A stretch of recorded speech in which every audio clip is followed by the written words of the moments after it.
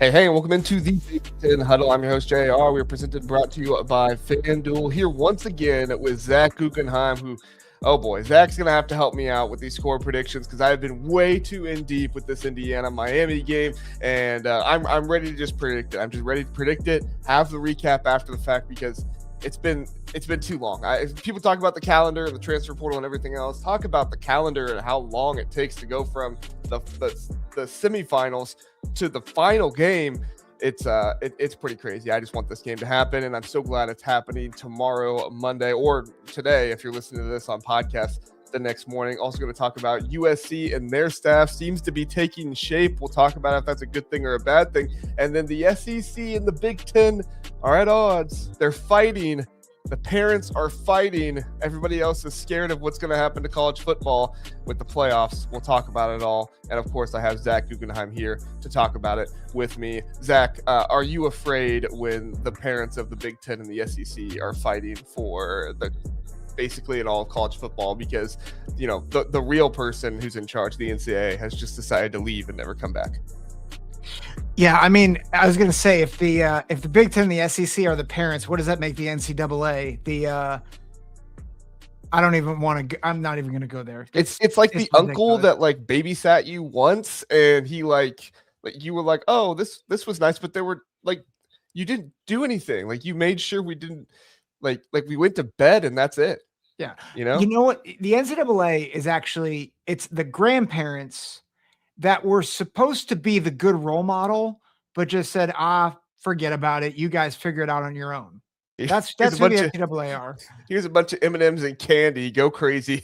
Yeah. And the Big Ten and the SEC are trying to be responsible adults, but don't know how to actually adult.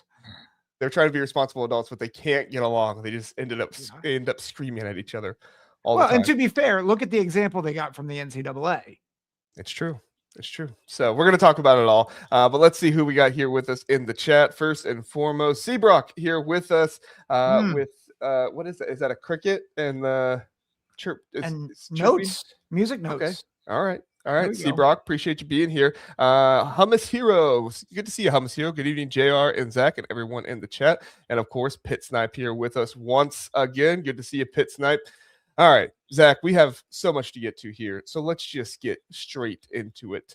Indiana versus Miami. Indiana is a 8.5-point favorite in this game, according to FanDuel, one of the larger favorites. I mean, I was looking back at the LSU 2019 team versus the Indiana 2025 team. LSU was only a 5-point favorite in that game against Clemson in the national championship. Indiana at 8.5-point favorite here. A lot of people think the Hoosiers are going to blow out the Hurricanes. A lot of Hurricanes want some more respect. So they say, hey, we're not like all the other teams Indiana's played. We're better than them. We beat the Buckeyes. We beat Ole Miss. We beat Texas A&M. Give us some credit.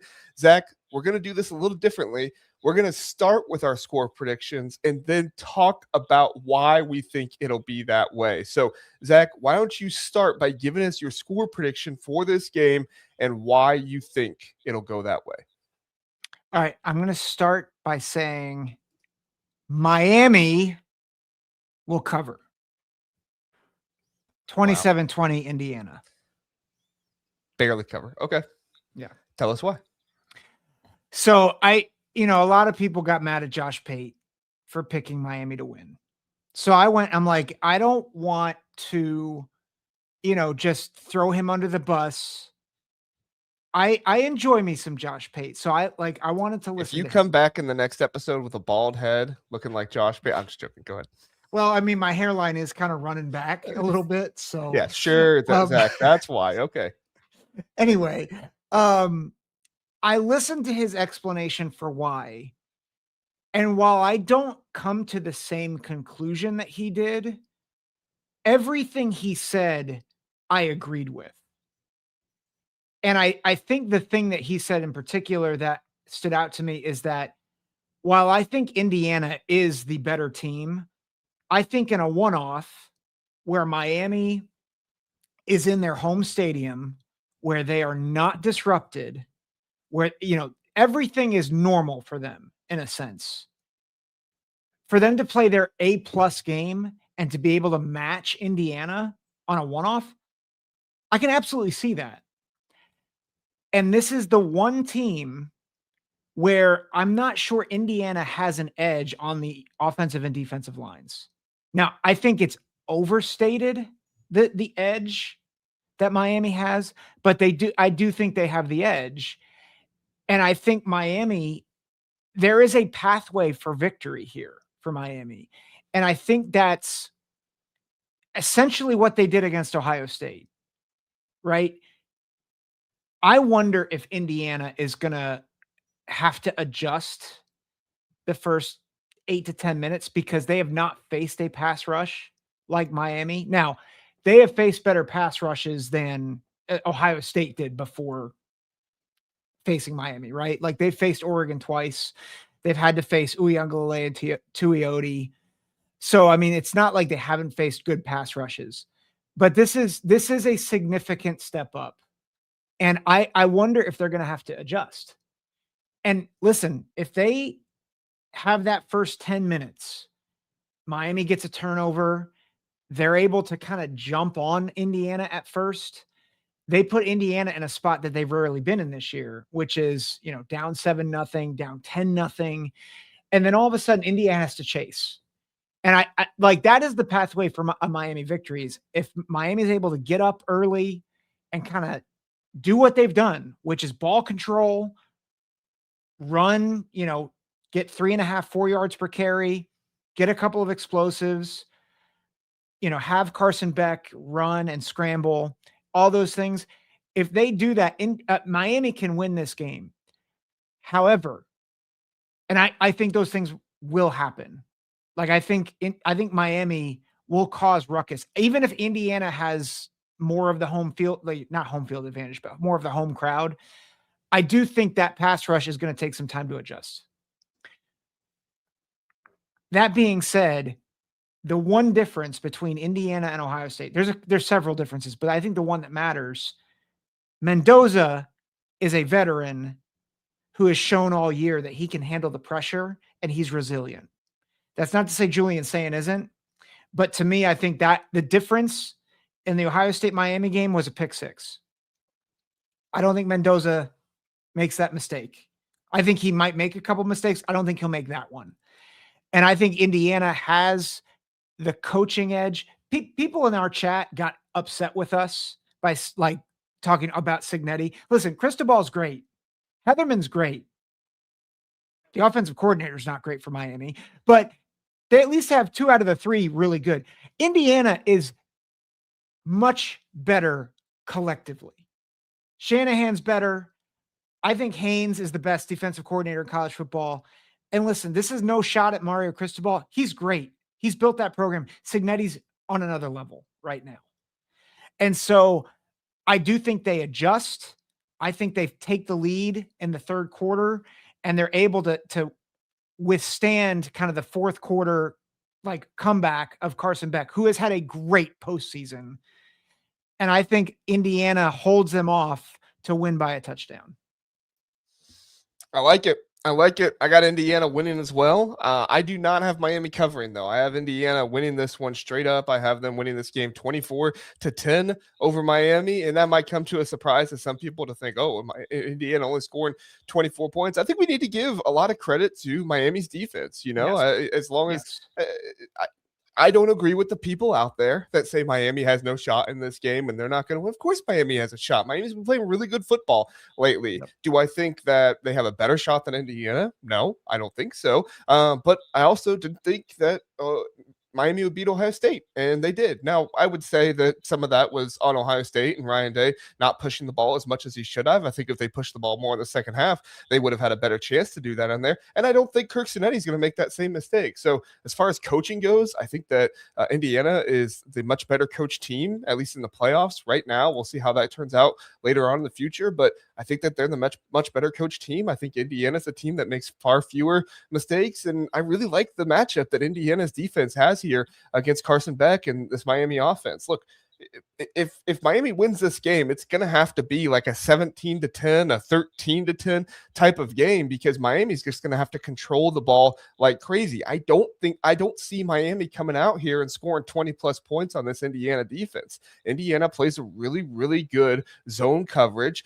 They don't let quarterbacks run on them as much to be able to beat the zone coverage and pick up the first down. Carson Beck can throw against zone coverage. I've seen some people say like he can't throw against zone coverage and everything. Go watch the Pitt game. Pitt plays more zone coverage than anybody else in college football. He threw for 3 touchdowns and over 250 yards in that game. He can throw against zone coverage. He just can't throw the ball deep on zone coverage. The only 2 passes in that game that were beyond 10 yards was a one-handed grab by Malachi Toney that was fantastic, by the way, and then it was a pick play against man coverage. It was like one of the few times they played man coverage in that game, and Miami hit the cornerback with a pick play, a very, very well designed, very well executed pick play that got Malachi open down in the end zone there. So Mark Fletcher is going to have to get 3-4 yards, and this Indiana team, who looks like the best tackling team or one of the best tackling teams in the country to me, is going to be really tested. If Miami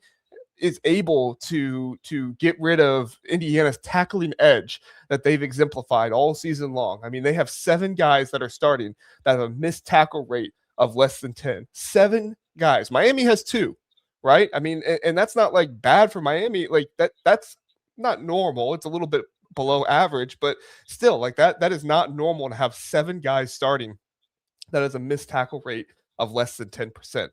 So Indiana is one of the best tackling teams in the country, and they're going to have to bring down Mark Fletcher. Indiana is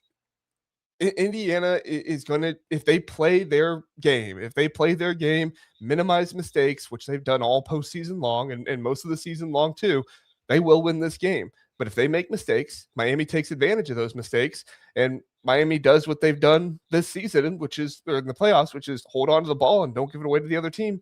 Miami has a shot to win this game. So I'm going to pick Indiana to win it. But I also think the other thing is that I don't think enough people realize that this Indiana pass rush, their production with pressure, their pressure generation, I guess you could call it, like how much pressure they generate. They have a higher pressure rate and a higher sack rate than this Miami team does. Does that mean that they're going to, get all this pressure and destroy Carson Beck? No, but it does mean that they've had 3 or more sacks and 6 or more tackles for loss against every single ranked team they've played this year. This Miami offensive line is going to have to be the star of the game. Mark Fletcher is going to have to be one of the stars of this game if Miami wins this. It could happen, but I'm going to take Indiana to win this one by a couple scores. So you said 24-14? That's your 24-10. 24-10. Okay. 24-10. Yeah. And I also think the other piece of this too, I see Sean brought up Corey Heatherman in the chat, and I think Corey Heatherman's a great thing to bring up here. Everybody's talking about how well Corey Heatherman's going to know what to do against Indiana. Indiana's going to know what to do against Corey Heatherman too. Don't forget that. They know Corey Heatherman quite well, and the type of defense that he's going to run and what his tendencies are too. So, and I'm not saying Sean said that. He just talked about Corey Heatherman in the chat. So I want to make that clear. But I just look at it and say it goes both ways, Yeah. Yeah. There's a few comments in the chat I want to just highlight real quick. Yeah, go for it. Give the chat their time. Go ahead. Yeah. So Hummus Hero, they need to have Pons shadowing Toney every single down. He's a perfect 100% agree. I think that might be the most fun matchup in this game, is seeing Pons and Toney go at it, because best corner against the best playmaker of that team. I think that's if Pons can shut down the screen game to Toney, Miami will have nearly no offense if they can't throw screens to Toney.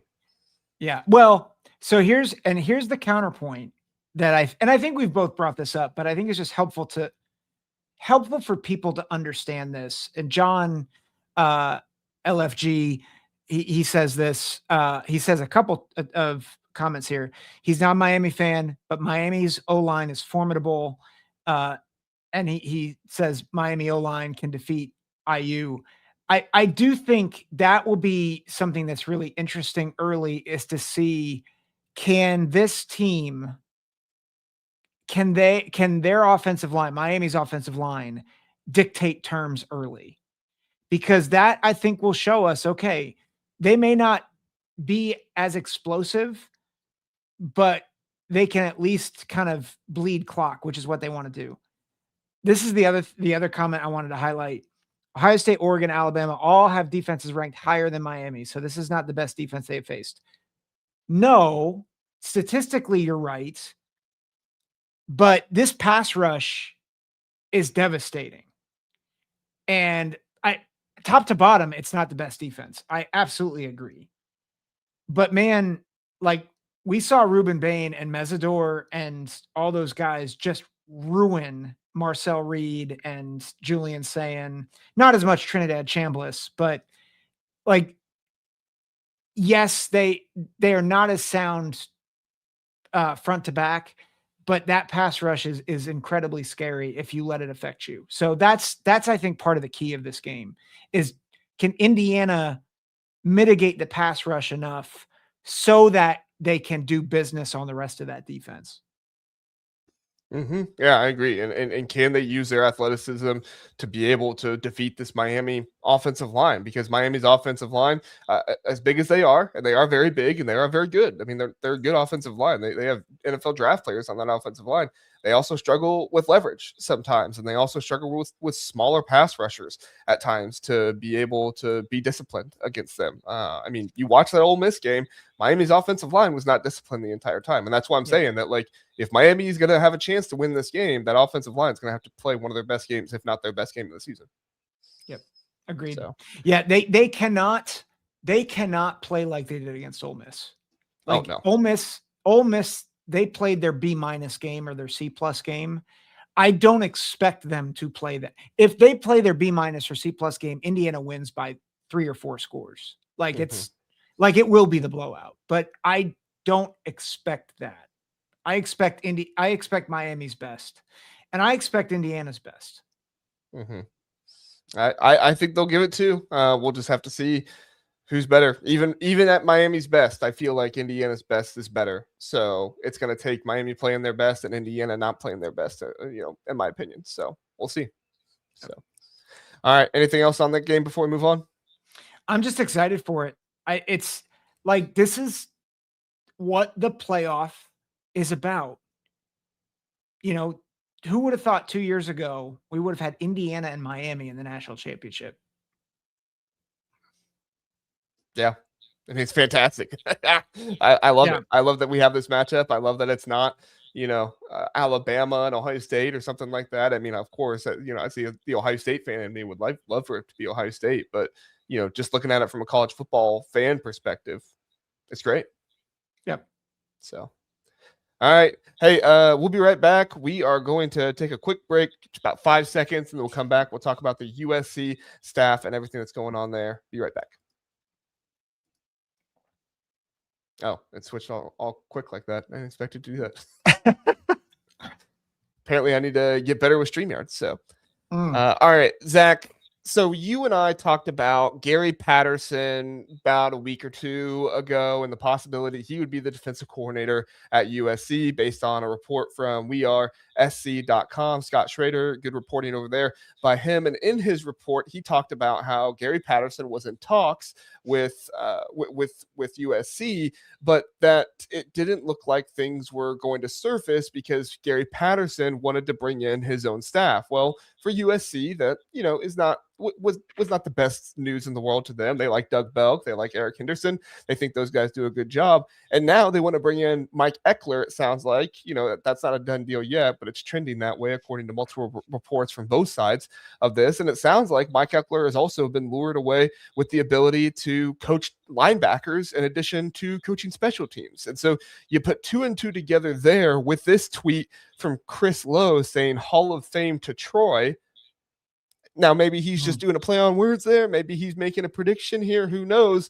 But if this were to happen, maybe that means that there was a change of heart for Gary Patterson. Maybe he just wants to be in the game so bad that he's willing to say, I don't have to hire my own staff. I'll do the staff that you have. It's going to be a very interesting thing that happens. But Zach, my question to you to start off is, what USC fans were not happy in the comments about firing the staff and bringing in new guys.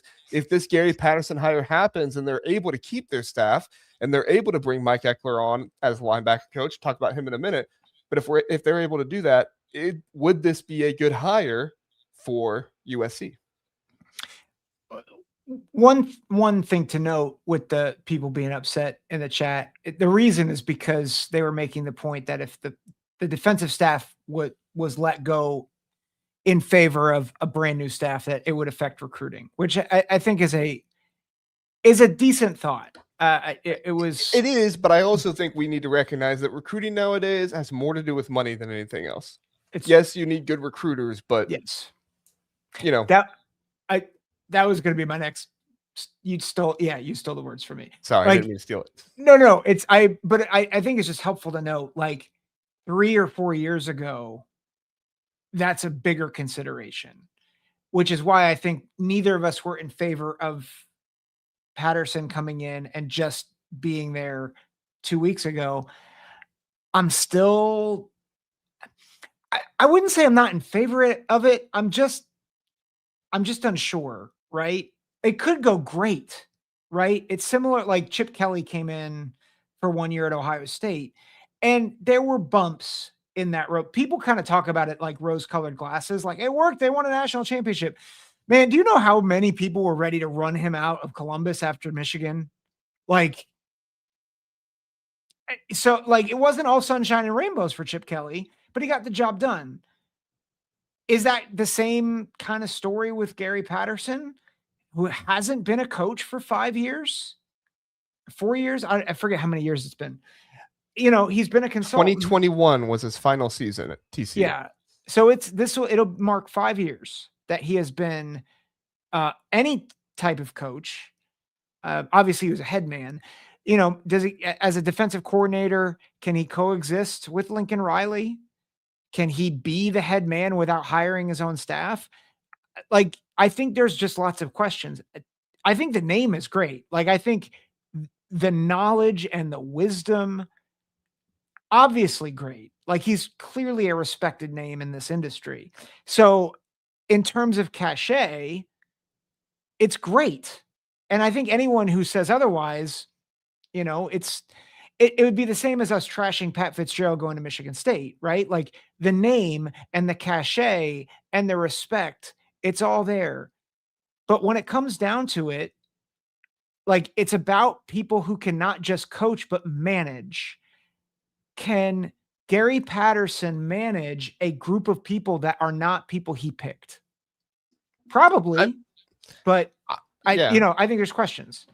Yeah, I totally think he can. I mean, the guy was a head coach long enough that he managed enough different people at TCU. I don't have the entire roster of all the coaches that he was the head coach of at TCU in front of me. But you're not a head coach for over 10 years, become the winningest head coach in program history at a place without having multiple different staff members that you have to. Now, he to be fair, he hired those staff members before. So yes, that is a difference there, to your credit.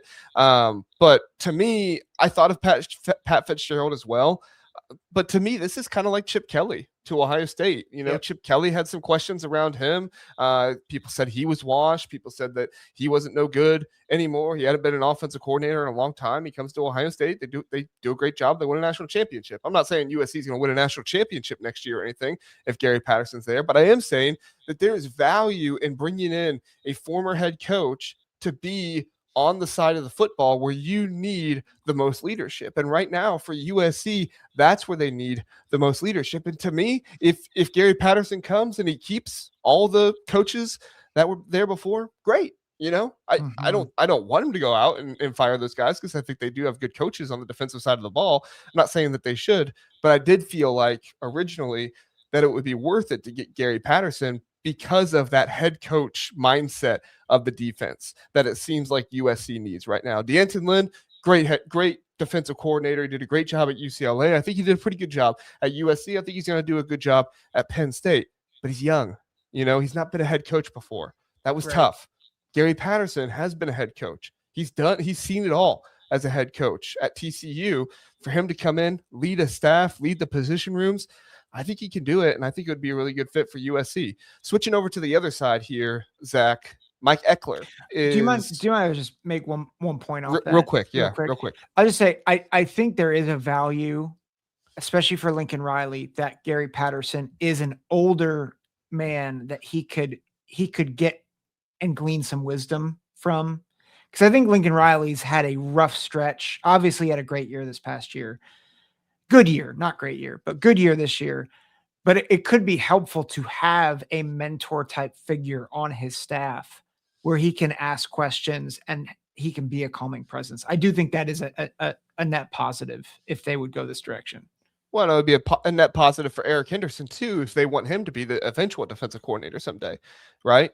If Gary Patterson's there for 2 or 3 years, make Eric Henderson his co-defensive coordinator, and then he can take over afterward. I think that would be fantastic. Going over to the other side with Mike Ekler, Zach, if Mike Ekler is in fact, and every indication looks like he's going to be, if Mike Ekler is in fact their linebackers coach, how do you feel about that hire in addition to him splitting time as a special teams coordinator? I mean, I really think it's a good hire for special teams. I think I'd keep him there because if you look at his linebacker resume, I don't know why you'd hire him for linebackers. It's not like terrible. It's not like he's gone places and the linebackers are just falling around like like he was there in 2013 with the USC. Yeah, I'm not trying to say that like it was good and it was like the best thing ever. I'm just saying it's not like you're hiring in there and like the linebackers are going to be terrible and it's like, well, we just hope the special teams are good. Yeah, not terrible, but again, you're USC, right? You want to get they also hired Rob Ryan as pro church fight points out. So he's better than Rob Ryan. I agree. That's fair. Terrible. Anyway, sorry I interrupted you. Well, but I guess my point is I think it's not a bad hire. I mean, I'd love to have them get someone who is maybe more of an up and coming guy as your linebackers coach, who like is a hot young name, hot young coach, and then let Ekler be the special teams guy where I think he's really doing a much better job.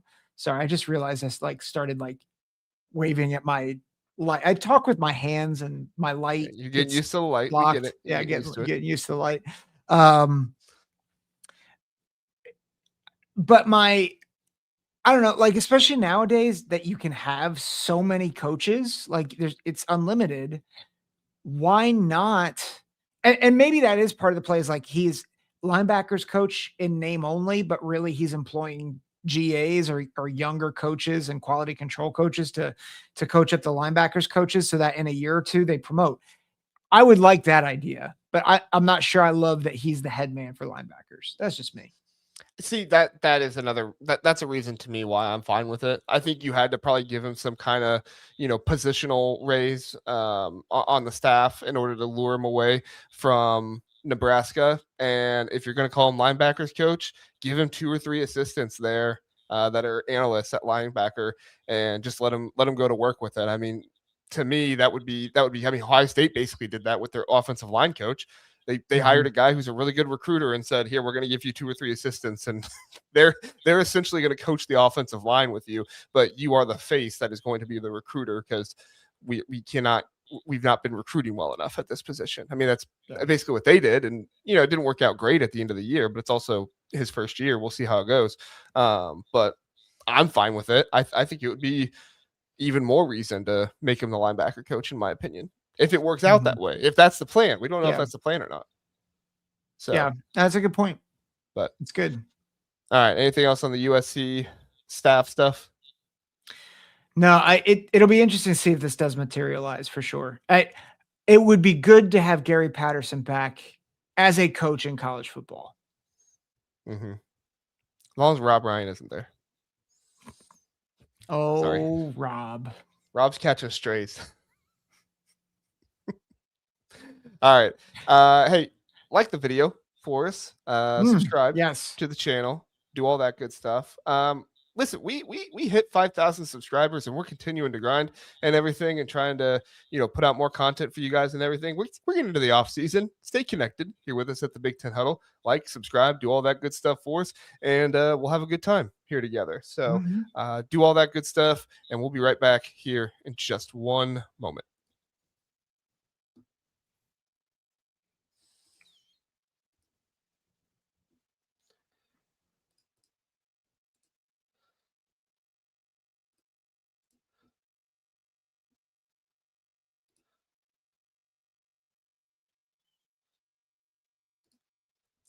And we're back talking through college football playoff decision making here with Tony Petiti, Greg Sankey, fighting it out, duking it out. They apparently can't decide what they want to do here with the college football playoffs.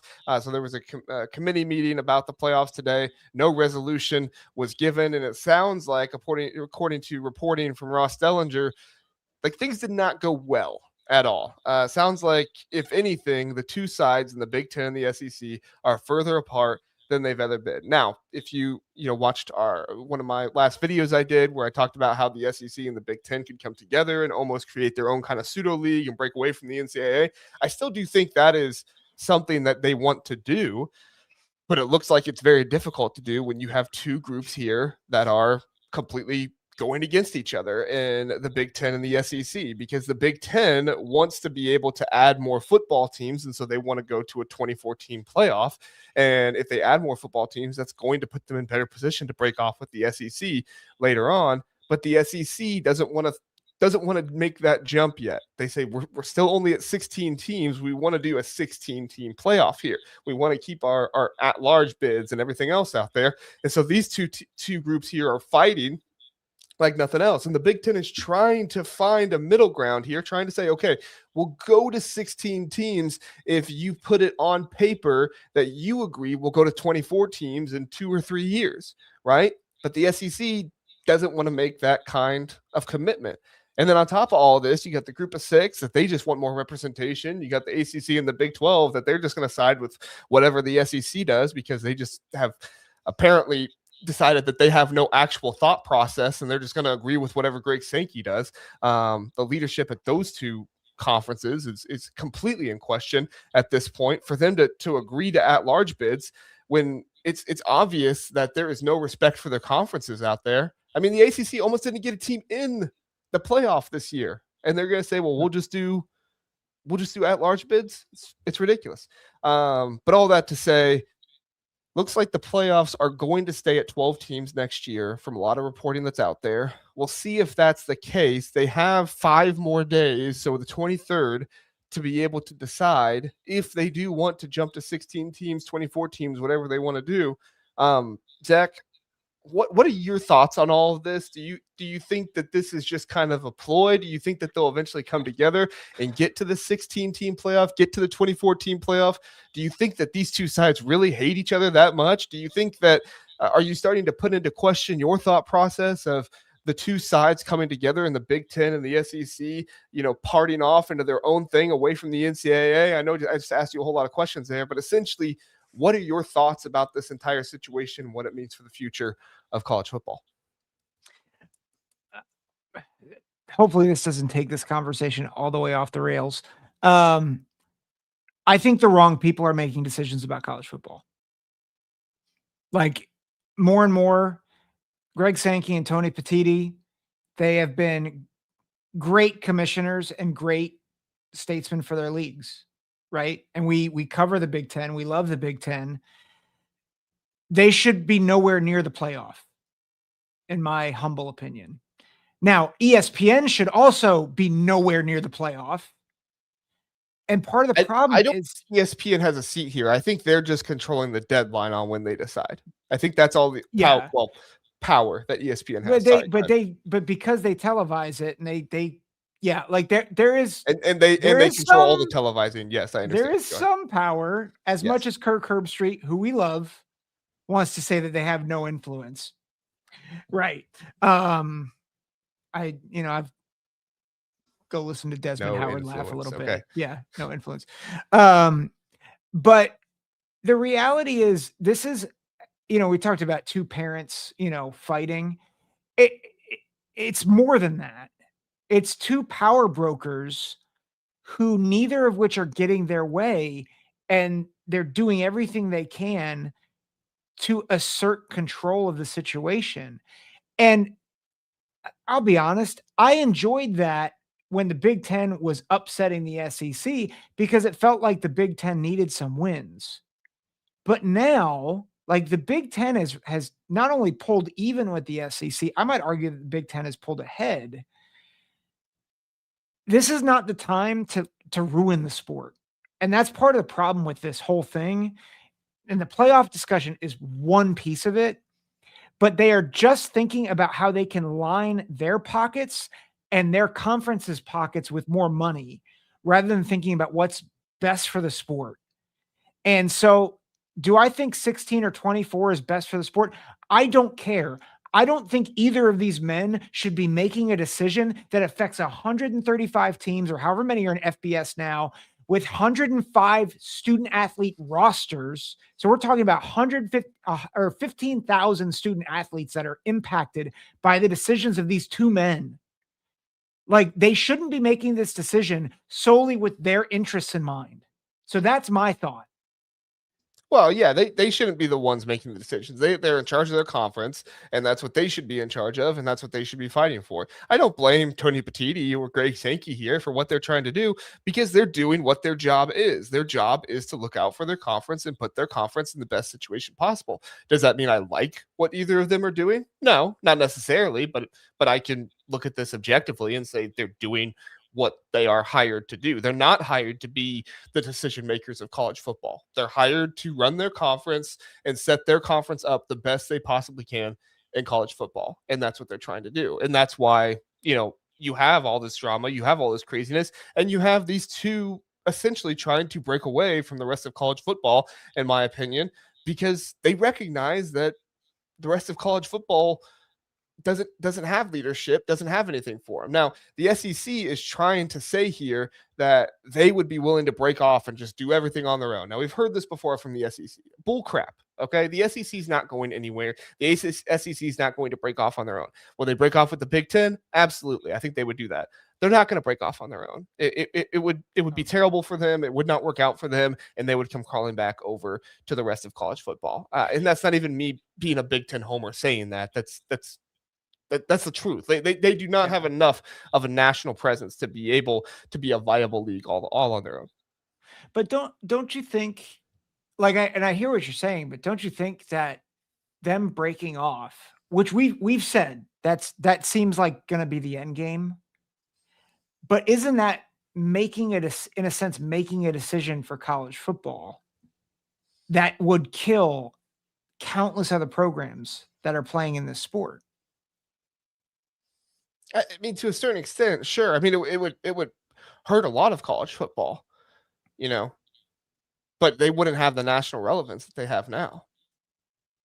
They would just have the Southern relevance. Unless they go out and add a whole bunch of teams from across the country, you just don't have enough and you don't have enough in big cities. You have enough fan passion. You just don't have a volume of fans enough. Well, I mean, if it's just the SEC, I agree. But if you get if the SEC and the Big Ten break away together.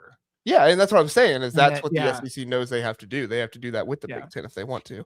I do want to talk about the future, though. If it is 12 teams in the playoffs and the SEC is going to 9 conference games, a lot of SEC fans not happy with Greg Sankey that he made this decision, and I get it. I'm like, why in the world did you do this? Why did you go to 9 conference games? Because Spaghetti kept trolling them. That's why.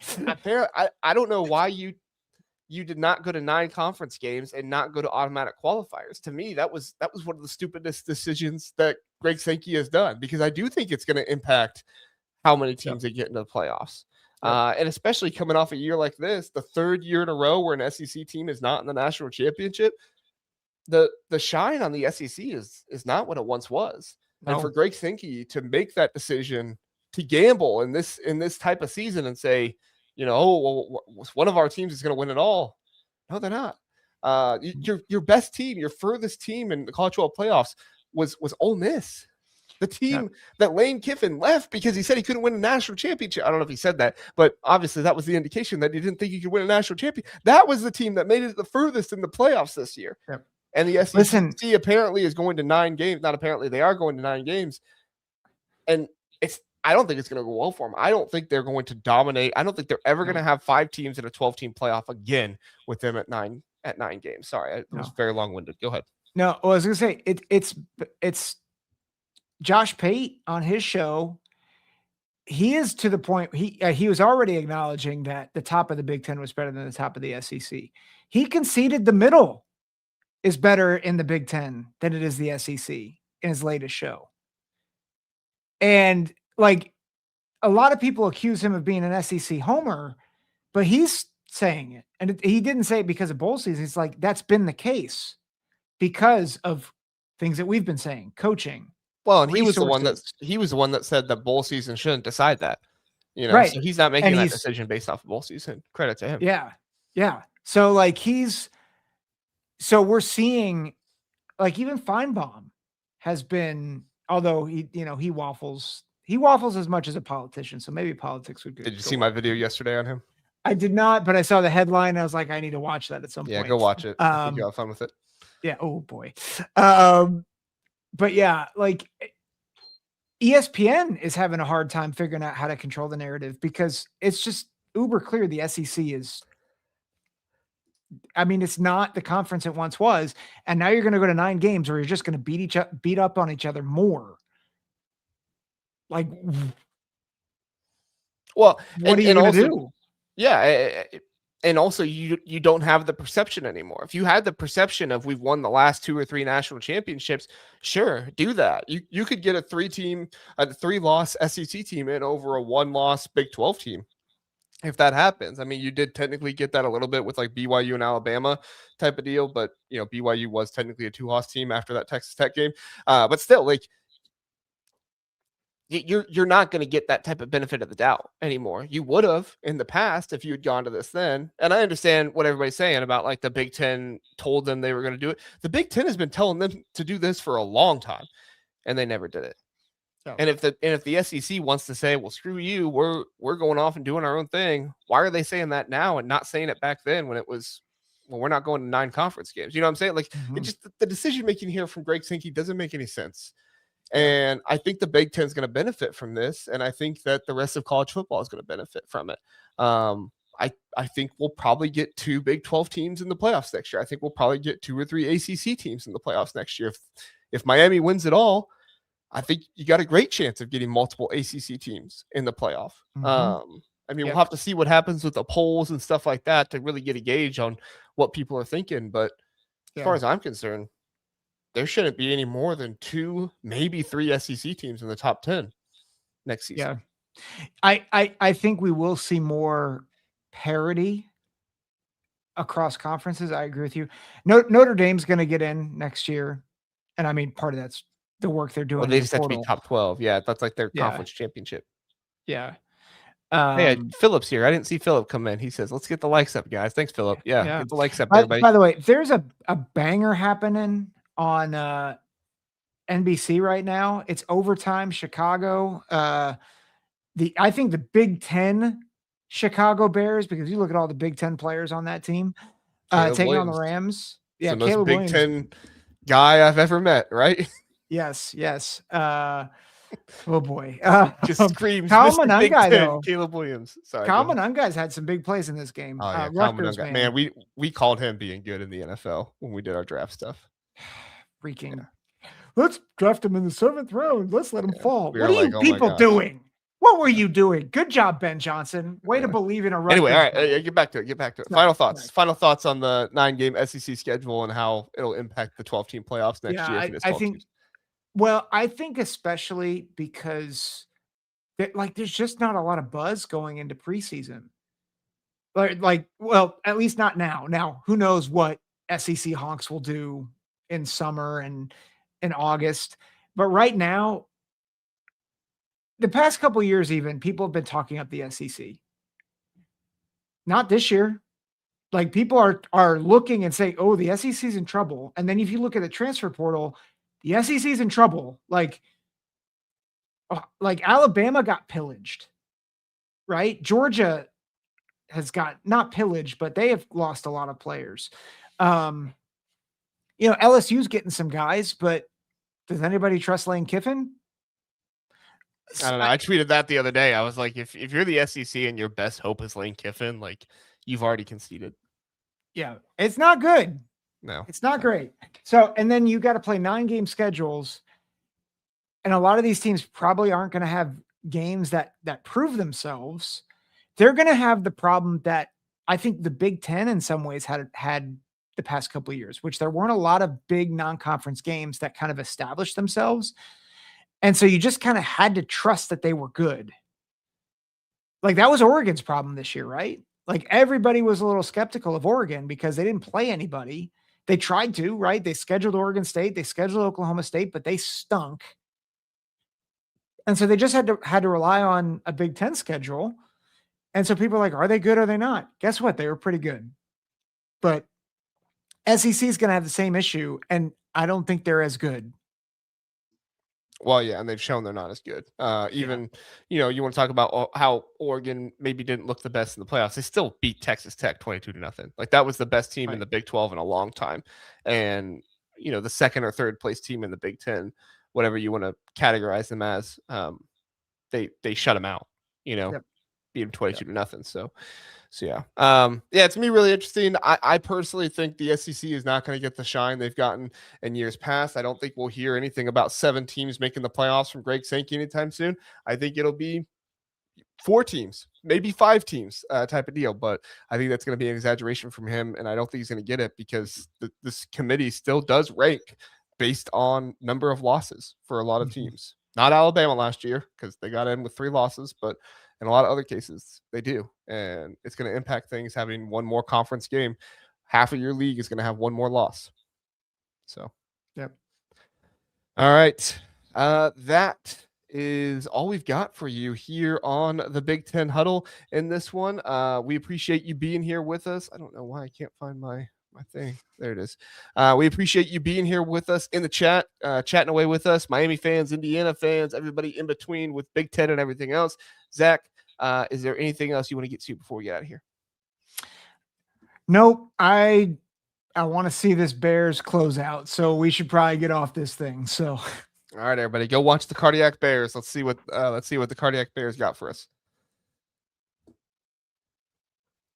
All right, see you guys.